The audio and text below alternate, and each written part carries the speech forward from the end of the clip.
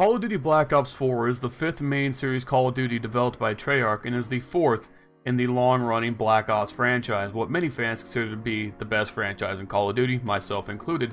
It is notable for being the first AAA game to reach market with a fully fledged out Battle Royale mode, as well as the standard multiplayer and zombies, all under the standard $60 price tag.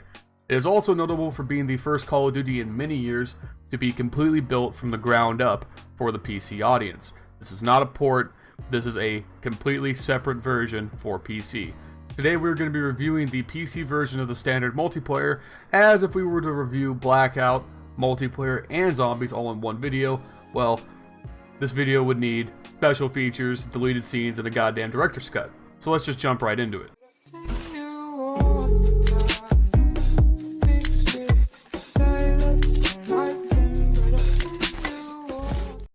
The first place to start for many people when it comes to breaking down whether a game is well built for the PC platform or not is to dissect the options menu, and that's where we're going to start.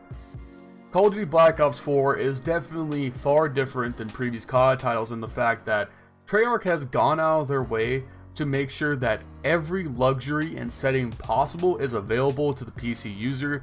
We have fully customizable mouse settings. We can, mess with independent variables for mouse sensitivity, ADS mouse sensitivity.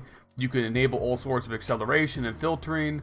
You have the complete option to tear down your mouse settings to be however you want. You have field of view sliders. You have different options for ADS field of view versus normal field of view. A bunch of quality of life things, including how certain abilities and gear are deployed. Then you have full keybinds, including all of the keybinds necessary for all 3 game modes in one menu, whereas previous CODs will oftentimes have different key sets for each mode when you switch from multiplayer to zombies. But now you can go from Blackout to multiplayer to zombies all in one option menu, and all of your settings being saved across all platforms. And as you can see here, you can change just about anything, and you have the freedom to set up your keys however you want. Graphics options are incredibly thorough. You have your standard display mode options. There's integration for multi-monitor support. You can choose what monitor the game goes on, set custom refresh rates, display resolution, render resolution, aspect ratio, vertical sync, do custom frame rate limits. You have HDR.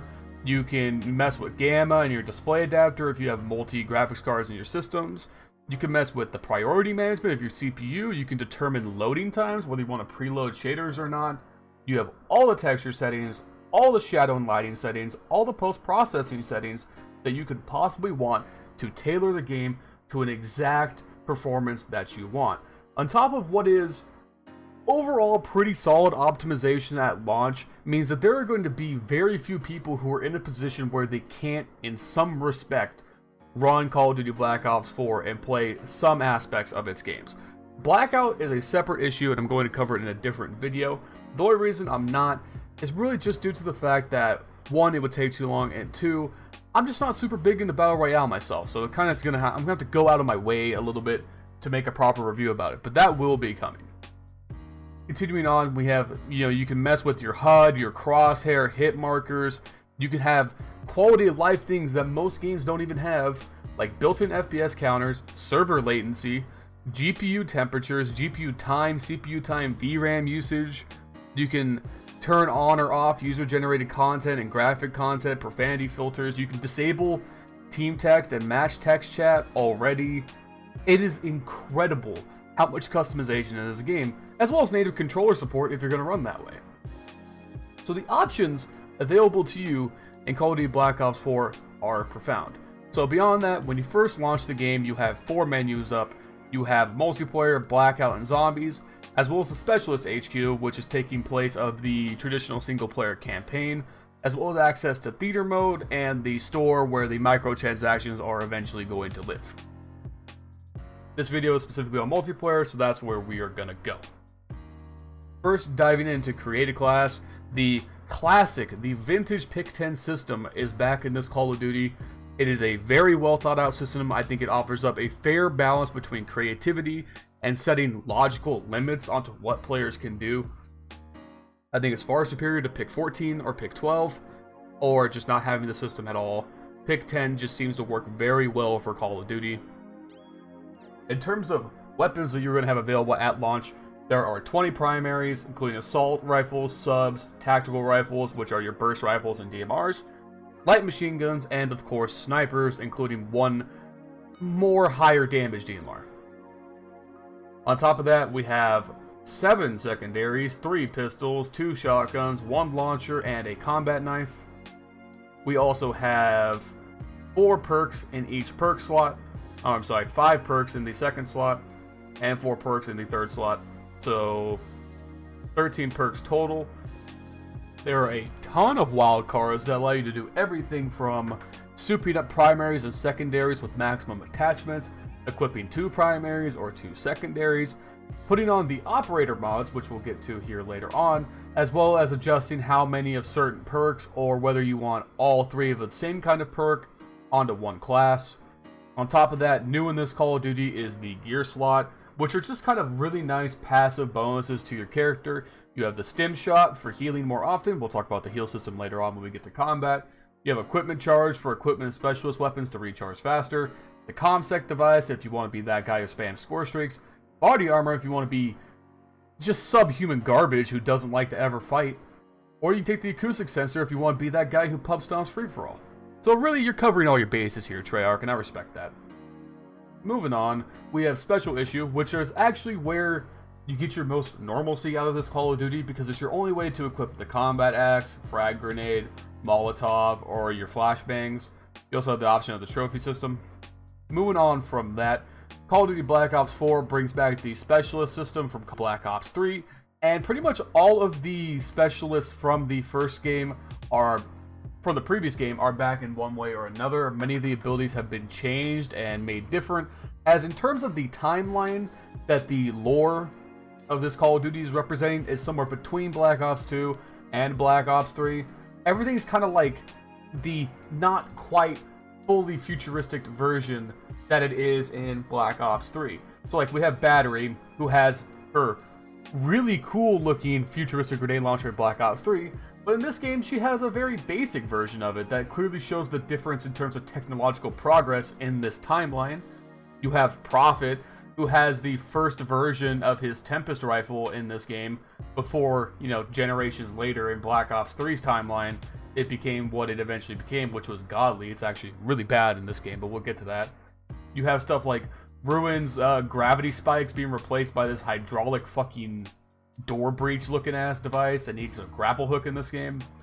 Firebreak's flamethrower looks like a regular flamethrower, and he now carries around a canister of pure nuclear radiation, which is probably one of the most broken abilities in the game. We'll definitely be covering that when we get on to the combat. Seraph's Annihilator just looks like a normal revolver. Hasn't become all weird futuristic-y like it is in Black Ops 3.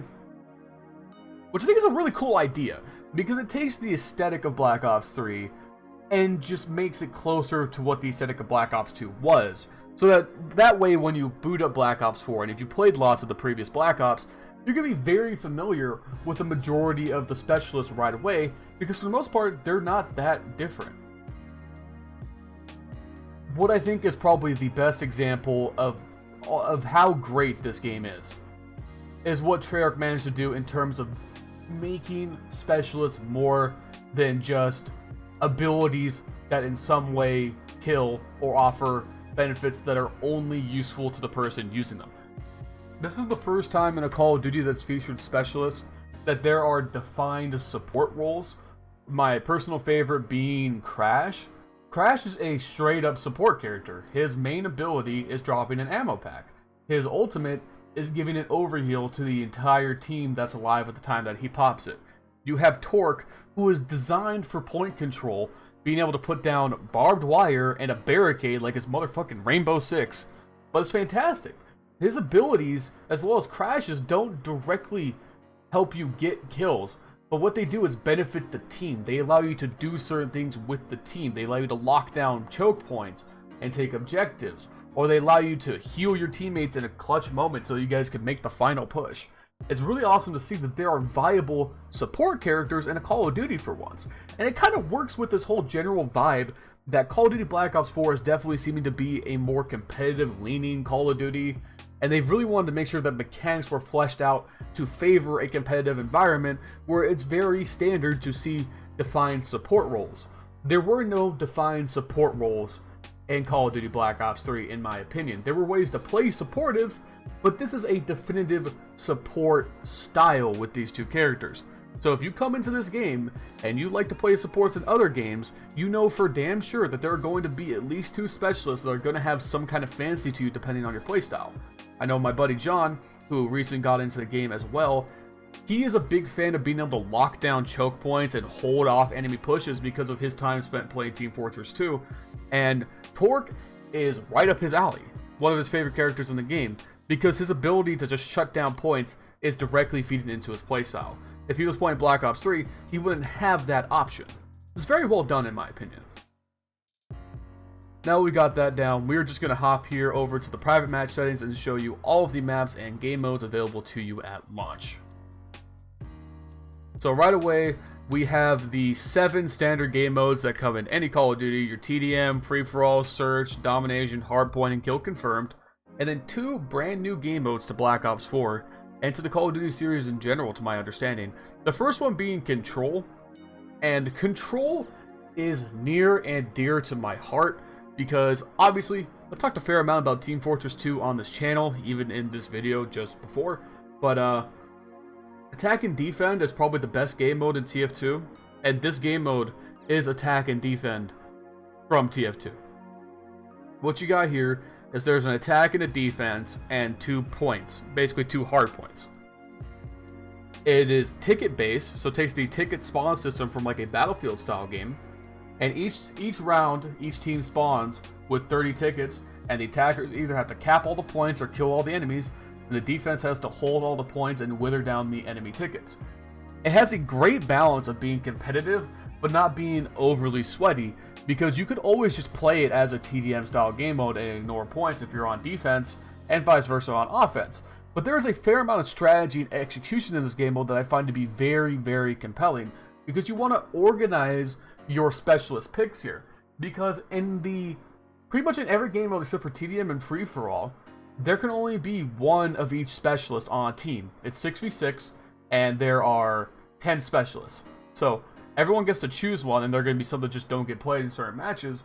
But you're going to want to make sure that you have certain operators depending on the map and the objective that your team plans to attack first. Because certain points are going to play very well to a Torque, where he could, once he gets his barricade and his razor wire up, essentially lock down that point and give you a free cap. Or you want to take Crash or Ajax for the ability to push as a team with the flashbangs and the extra ammo and the overheal, when it's a more open point where Torque's play style of barricading off choke points can't really succeed. There is a significant amount of nuance in this game mode that I was very surprised to see in a game like Call of Duty, which is just kind of like so synonymous for being very simplistic and straightforward. It plays out very well, and it can get a little overwhelming, and kill streaks can sometimes ruin it, because if a team gets streaking hard, they can carry them over into other rounds, and things can become a snowball very fast. But in my experience, I've played the most of this game mode out of anything else, and most of the time, it's very close and very fun. You get a lot of hectic last-minute pushes, you get a lot of really awesome like last stand style defenses, or last stand style capping when you're like the last person alive, your team just got wiped, and you just succeed in spite of everything else. And it just works very well. The pacing is incredible. The cooldowns on specialist weapons are so that it doesn't ever feel like they're being spammed, and you kind of have to pick and choose when you use them. And overall, it plays amazingly, and there's no character that feels useless in this game mode. I love it. Control is probably my favorite game mode in this game. The other brand new game mode here is Heist. And Heist, I will be straightforward with you, I have not played much of at all. I really only know a bit of hearsay about it, so I'm not going to speak on it too long.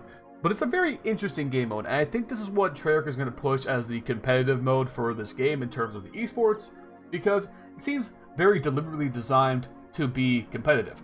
And it kind of has like inspiration from the game modes of Battlefield Hardline, as well as the economy system from Counter-Strike. What it is it starts off 2 teams, There are cash points all over the map, and your job is to collect as much cash as possible and get it to the extraction site. The first team to extract the cash or eliminate all enemies will win the round. And you earn cash throughout the match to purchase weapons, perks, and more at the start of the round. There is a buy system in a Call of Duty. There is an economy system in a Call of Duty. Never thought I would say that. And it seems to be very well fleshed out. The prices make sense, the way the money is dealt out makes sense, and all in all, for the fact that Treyarch and Call of Duty as a franchise has never done anything like this, this is an incredible first start. And it plays out very well. Like the few matches I played, I very much enjoyed. I would love to play more of this game mode. I'd love to talk more about it, but I simply don't know enough about the nuances to really speak on it. So we are just going to move on and talk about maps. Now, being that this is the 4th game in the Black Ops series, it's really no surprise to see that there are a bunch of Black Ops remakes from previous games. There are 4 remakes that I'm aware of. I could be missing some. I don't really play a whole lot of Call of Duty, so I could be missing some. But the remakes that I know for damn sure in are Firing Range, which is a Black Ops 1 and Black Ops 2 map. You have Jungle, which is a Black Ops 1, and I believe it got remade in Black Ops 3 at some point. It's definitely from Black Ops 1 to begin with. You have Slums, which is another Black Ops 1 and 2 map, and Summit, which I know is from Black Ops 1. So, the remake maps are all very well done. They look visually stunning. The aesthetics of this game in general are amazing. And then the original maps that are made for this Call of Duty are in their own right really good. There's only 3 maps that stand out to me as being actual garbage. And keep in mind, this is personal preference. I just don't like these maps. Militia, Jungle, and Icebreaker I think are garbage. I think that they are designed horribly. The choke points make no sense. The lanes make no sense. And the overall layout, I think, gives too much to camping, and it slows down the gameplay in a way that does not feel like Call of Duty. And especially in some of the competitive game modes like Control, these maps end up becoming clusterfucks. Really, like Icebreaker's mid is probably the worst midpoint of any map I have ever seen. Don't like it, not a fan. All of the other maps are perfectly serviceable to pretty great. I mean, Slums and Summit play out very well. I think original maps like Payload and Frequency are very good. Gridlock is definitely okay. Hacienda plays very well. I actually really enjoy that map. Morocco's okay. It's a little clustery, but it's not bad. And then Seaside and Contraband are probably my 2 favorite maps in the game. They're both just really well done, and they play out fantastically in all the game modes that I've played them on. So that's what you get in terms of maps and game modes out of this Call of Duty at launch. Now, let's get into kind of the meat and potatoes of this game, and let's talk combat. This is probably the most significant step away from the traditional COD formula that I have ever seen in the series, and I think it's all done very well. The first thing you will notice when you launch this game and join a match is 1, there is no regen, there is now a healing system, and 2, the universal health pool has been raised by 50 points, plus armor and plus the ability to overheal, means that people take at least 1 to 2, sometimes 3 more bullets to kill than the average TTK of other Call of Duties. And honestly, it's not a bad change. I think with the current state of servers being kind of inconsistent right now, at least on the PC platform, it can lead to some frustrating moments where it feels like I'm lighting up people and they're just taking no damage. Stuff like body armor and the overheal from Crash can sometimes be very annoying to deal with, as sometimes you'll just straight up get out-tanked and there's nothing you can do. Other than that, generally speaking, this Call of Duty has a really nice blend of the fast-paced combat that's known to the franchise, with some very nice changes that make it less of like, oh, I just died, I don't know why I died, but I got hit by 2 bullets in the toe and now I'm dead. Furthermore, what I really like about this game is the movement. This takes the exact same fast-paced movement of Black Ops 3 and just strips away the jetpack and the wall running. You still have the very, very fluid feeling sliding and jumping and sprinting that actually makes the game feel much faster than the TTK actually is. You can really get your ass hauling on these maps very, very fast, and you can go pretty much there anywhere. The mantling is usually well done. You can kind of clamber about anywhere you want and take off angles, which is always very fun and interesting to learn. The only big fault with the movement system I find is that one, jump peeking is definitely the meta and it can be very annoying to deal with. It's very hard to beat jump peeking, especially when things get sweaty. It gives you a huge advantage because most people aren't going to be able to react in time. And then also, sometimes when you're jumping into cover and you turn to try and fire back at people, sometimes you will awkwardly mantle on things you didn't even think you could mantle while not looking at them. Like, I'm sure you'll see it once or twice in the gameplay in the background because it happens all the time. You'll jump around a corner and you'll clip like the edge of a box and just mantle it without looking at it, and it can really fuck you up, and it's gotten me killed several times. So that's probably the only flaw with the movement system. Other than that, it's very intuitive, very fluid. Treyarch always makes very good feeling games, and this is definitely one of them. The general gunplay is, it's standard Call of Duty. It's low recoil. It's all about shots on target and tracking. Unless you're sniping, then precision is really required. And with the higher health pools, you're definitely heavily incentivized to play for headshots. In fact, sometimes at certain ranges, headshots are what's going to be the difference between winning the fight or losing. And that's always a refreshing change in my opinion, because it definitely incentivizes in the long run getting very good over just what gun fires the fastest. I mean, to a certain extent, and this will be true for any kind of fast-paced shooter like this, rate of fire will win. Rate of fire will just win in certain engagements. However, there are no significant rate of fire weapons that don't have severe damage drop-off. So you have slower firing ARs like the ICR, the KN-57, and the Rampart, and those guns are going to dominate the mid to long range, whereas ARs like the Maddox and the Vapor are going to lose the range fights of those guns due to damage fall off. It's very well designed, and it keeps subs relevant in close range, ARs relevant in mid range, and snipers relevant in the mid to long range, without anything kind of feeling like it dominates everything. There are guns that do everything well, but nothing perfect, like the ICR, which is the first AR in the game. That gun can do everything, but will be outdamaged at range by snipers, burst rifles, and other slow rate of fire autos, and will get decked in close range by things like the Spitfire and the GKS and the other subs. It's very well thought out, and it fleshes out the combat system wonderfully in the sense that you can pretty much choose any weapon and know that you are going to have some success depending on your playstyle. There is no defined best weapon right now. A lot of that may have to do with the fact that the game is so new, but I really don't see any one weapon being straight up better than anything else by a significant margin. The only one that really stands out to me is the Rampart, because it's very much like the Scar H from Black Ops 2 in the sense that it kills in like 3 to 4 bullets, and does so very accurately with low recoil. So that gun kind of shreds the mid-range, and sometimes it can be quite a pain in the ass to deal with. It can also flex pretty well into the close range, despite its low rate of fire, because of just how hard it hits. So that's the only one that kind of stands out to me as like any amount of like considerably better than the others, but even then, it has high recoil, slow rate of fire, and slow reload. So oftentimes, if you just take better angles and you aim better than him, the faster rate of fire autos can win the fight most of the time. The person using the Rampart has to go out of their way to make that gun as dominant as it can be.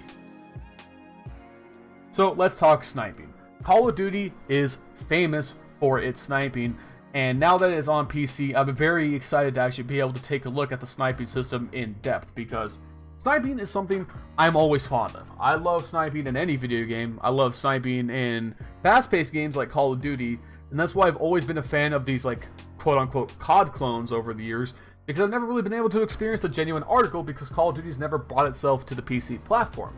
Now that it's here, it is incredibly gratifying, it's incredibly punishing, but at the same time, it incentivizes you, it makes you want to play and get better at it.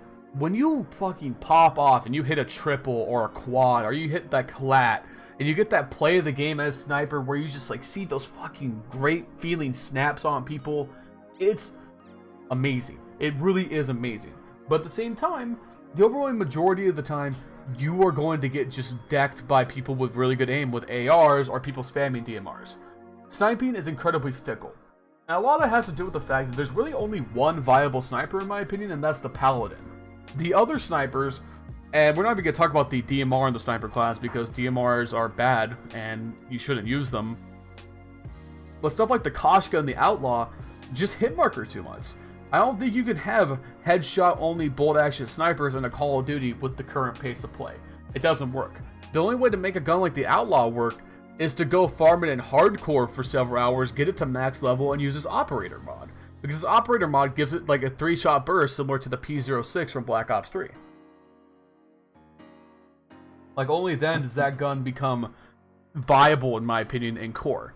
The Paladin is the only viable core sniper because it gets a fair amount of one-shots to the body, and you could put high caliber 2 on it, which will give you even more one-shots to the body from the chest up. But even then, this gun is slow as fuck, it's clunky as fuck, its default scope sucks in my opinion, and it has 5-round mags with no options of anything more. So, there is no one-size-fits-all sniper here, there is no ballista, there is no locust, there is no SVG here. You're kind of just like stuck with the Paladin and maybe the Koshka if you're willing to suffer through the hit markers till you get high cal on the Koshka. It's a little disappointing, and I kind of hope that we see a buff to the Paladin in some way, like maybe buff its fire rate or buff its magazine size, or simply buff the Outlaw and the Koshka. Like, I don't mind the Outlaw specifically being harder to use because of its insane fire rate and access to rapid fire very soon, but without that 3-burst operator mod, the gun is just straight useless. And the Koshka is just a hit marker fucking machine. Like, that gun got nerfed into the fucking ground from the beta. I remember in the beta, it was the best sniper. It felt great.